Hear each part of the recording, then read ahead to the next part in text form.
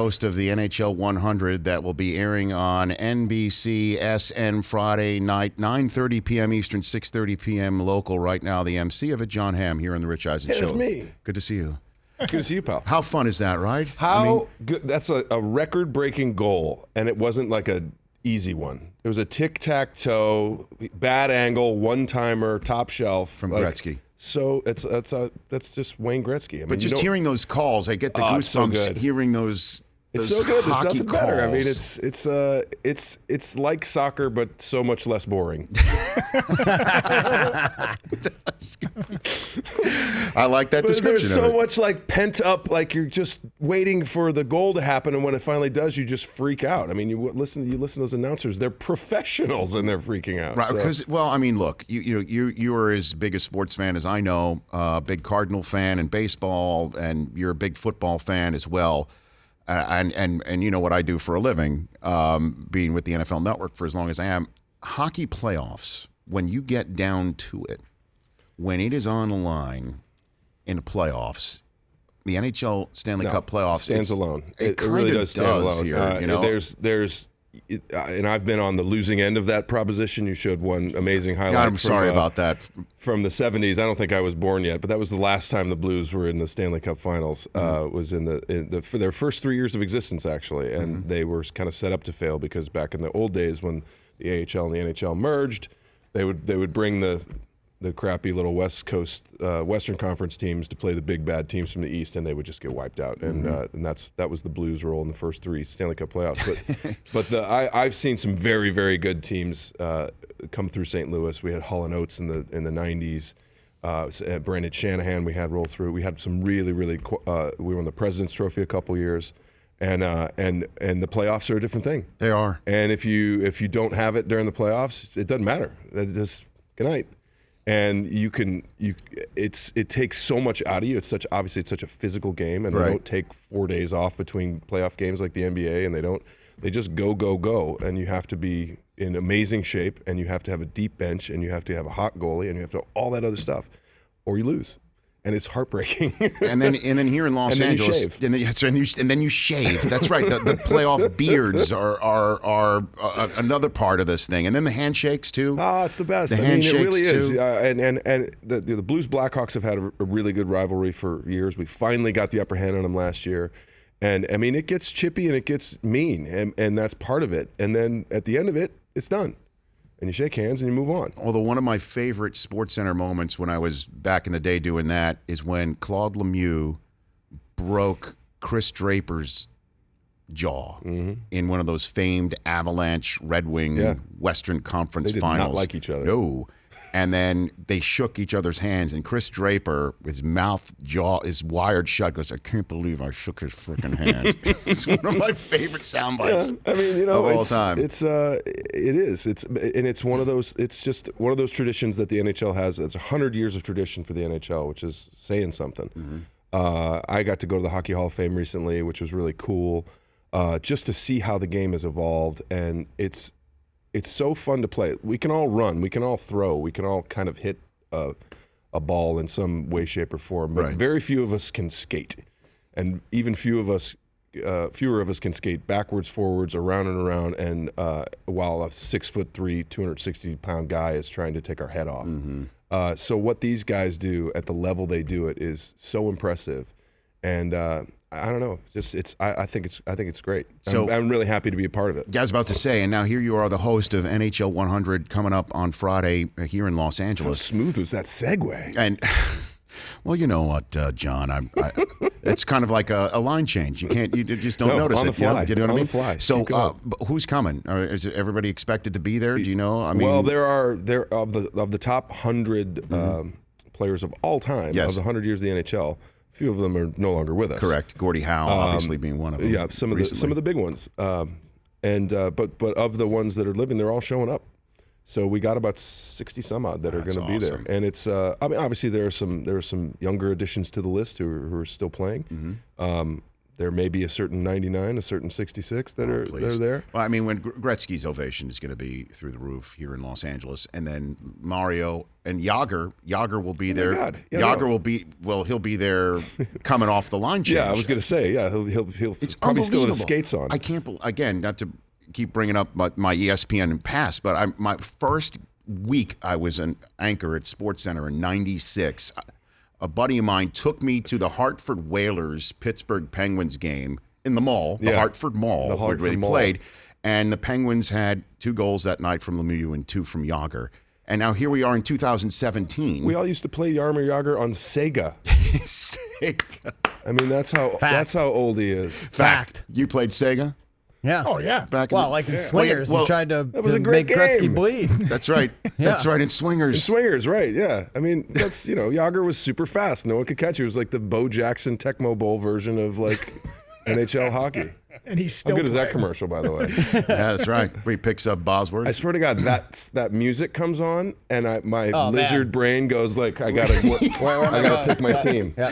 Well, I think I've got to blow off homework. Down B. Yeah, exactly. I got a paper I got to blow I'll off. do it later. I'll be fine. I just need to see if I can score 100 points. So, and John Legend will be Robin Thicke, man. He'll be there, part of that. You know, his dad was here a passed month away. ago in Yeah, that very chair. That's so sad. Talking about this weekend, how excited he was for this weekend. It's Joanna Kearns, who played Sure. Alan's wife on the show. Growing Pains. Is a St. Louisan, and actually a friend of mine. She lives up in Montecito with her husband, and they're pals with my aunt and uncle. So I was talking with her about Alan's passing, which was really unfortunate, but. It's sad, 2016 was a bummer of a year. Oh, please. Unbelievable. But bueno. and he was playing hockey. Alan was playing hockey go. with Robin, and so Robin's going to be part of this night, and John Legend. We This probably will be won't awesome. bring that up. Yeah. I mean, during the festivities. Well, I mean, it's going to be a great weekend, and I'm glad that you're part of it. I want to take a break, come back, and talk about what's going on in your career and also some Mad Men stuff. I want to touch on all that stuff. That's Jon Hamm right here. And of course, also, there it is. what in the world is it like being a Cardinal fan at a Cubs World Series game? Pretty great. Got to figure that one out. Pretty great. Yeah, I've got to blow off a paper now.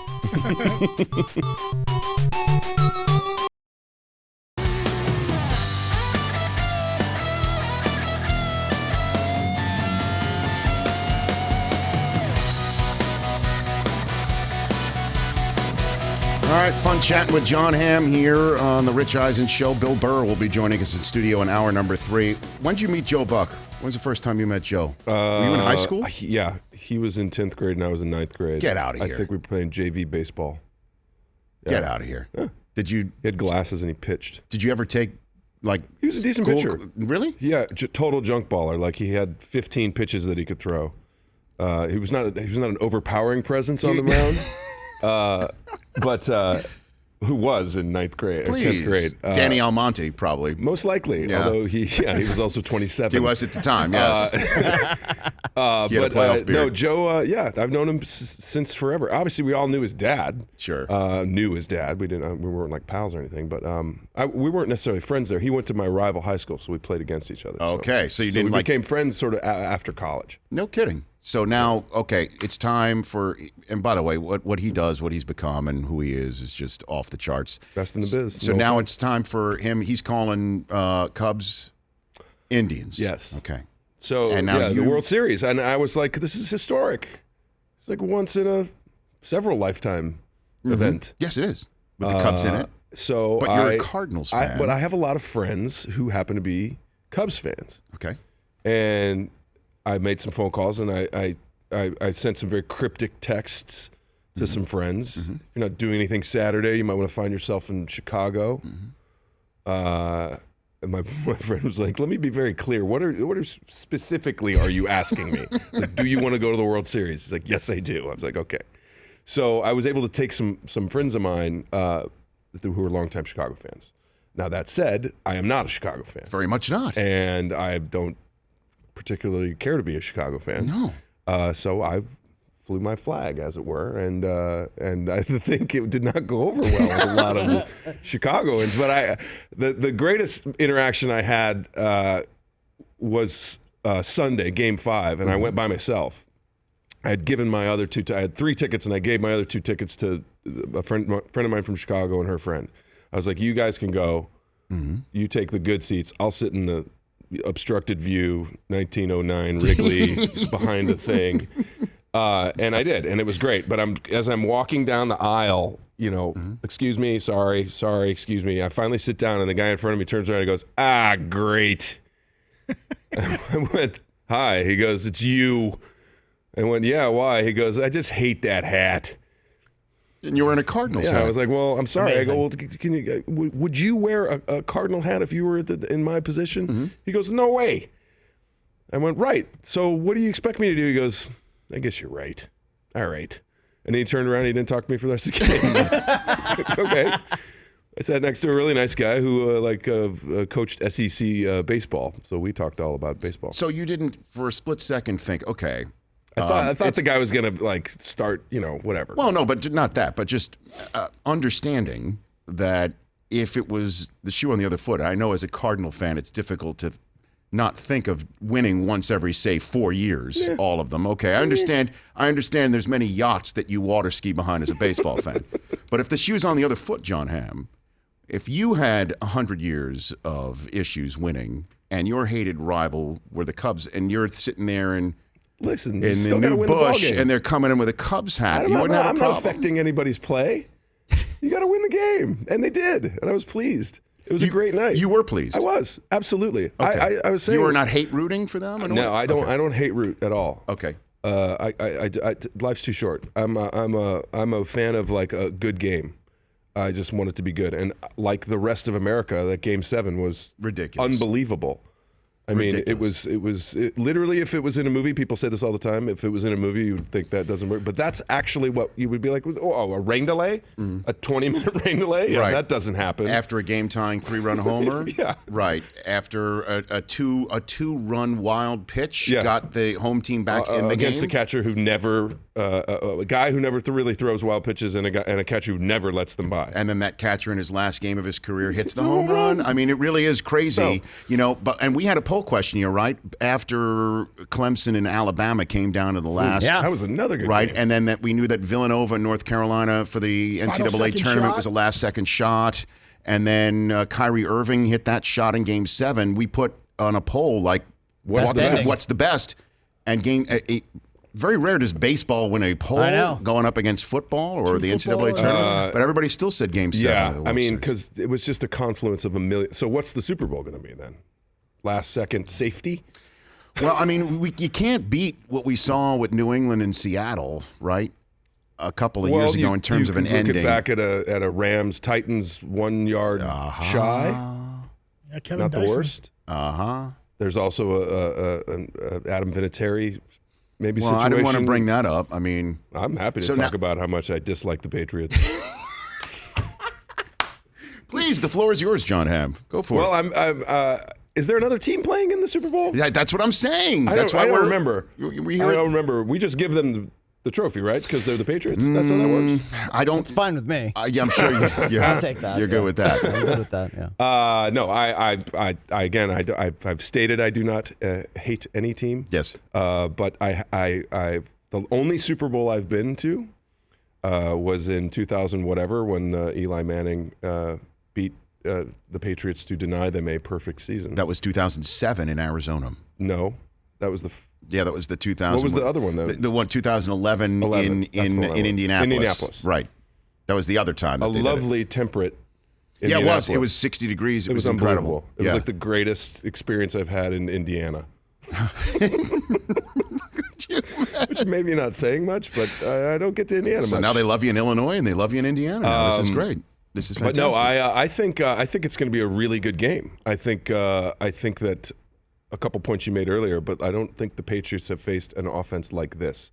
I don't think a lot of teams have faced an offense like this. That the numbers are just insane. You put it up against your greatest show on turf from 2001, and they are neck and neck. And then in terms of points per game, they're above it. 35? They're above it. It's I got the exact number, 33 and crazy. change, almost 34 points a game. But 33.8, they've been off the charts. It's crazy. And if they, I mean, everybody knows how to beat the Patriots. You put Brady on his ass and you don't turn the ball over, but no one can do it. And if they can do that, you never know. I mean, that Atlanta defense is insane. They're fast. Yeah, they are. And they're mean. And those are good things. Those are, yes, if you're trying to beat the Patriots. And when you've got this many weapons to deal with, and Matt Ryan, who is playing the best he's ever played in his life, which is saying something. He's really good. We'll see. I don't know. I have Jon Hamm here on the Rich Eisen Show. Breaking it down. We are locking it. This is where X's knows.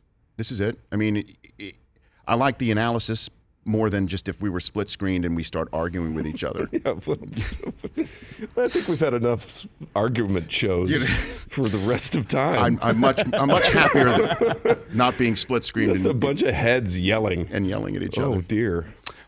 Where is Don Draper right now? Do you think? 6 feet under. You think so? Easily. Come on, he'd be in his 80s, and there ain't no way that guy's getting to his 80s without a massive lifestyle shift. Which maybe he did at the end at the end of the show, but I don't think that stuck. I don't think that Zen moment of understanding of anything really stuck. It's that leopard is not changing his spots. Because that gave you the impression that maybe he was about to. Yeah, as he's maybe. at the ashram at the very end there. I think it was more about he just had a really good idea for a commercial.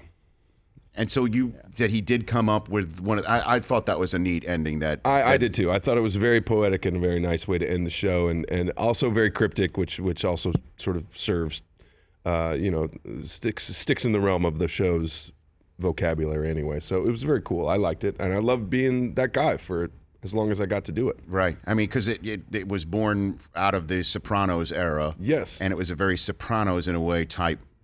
Anti-hero kind of situation, and also very kind of what does it all mean kind of situation, and that's great. It's nice to be able to talk about a show that you like and not have it sort of be spoon-fed to you. Well, I'm sad to hear that you don't think Don Draper could have somehow had some sort of an epiphany, gotten his act together, gotten off the sauce. I don't know. Lived into his 80s. I don't know.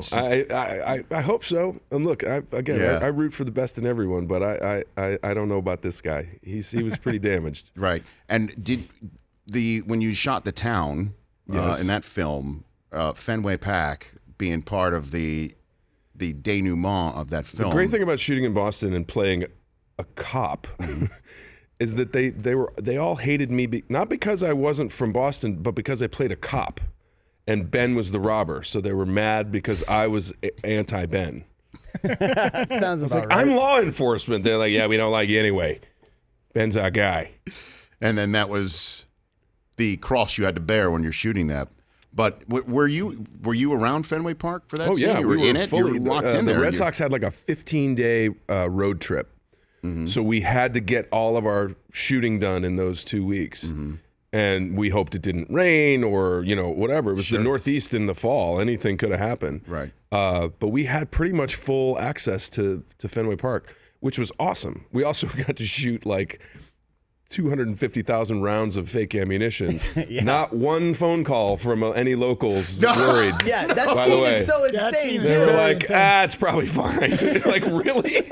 Because I'm pretty sure that's an awful lot of ordnance going on. Yeah. Wasn't there like a YouTube video of people just strolling around Boylston Street while you're shooting that thing? And people just and no one's batting an eyelash? It was crazy. But I will say, Boston was unbelievably accommodating. They were the nicest people in the world. Everybody loved us being there. Mm-hmm. Part of that is because you've got Boston's own Ben Affleck running the show, which was very nice. Being under the sort of aegis of St. Ben was quite nice. But it was very cool. It was, and I've been back to Boston to shoot a couple other things, and I've only ever had a great time. Well, look, have a great time this Friday night. Thank you, sir. Enjoy it. I mean, you're going to be front and center with all those. That's going to be a hell of a night. That's going to be incredible. I'll be telling some hockey jokes.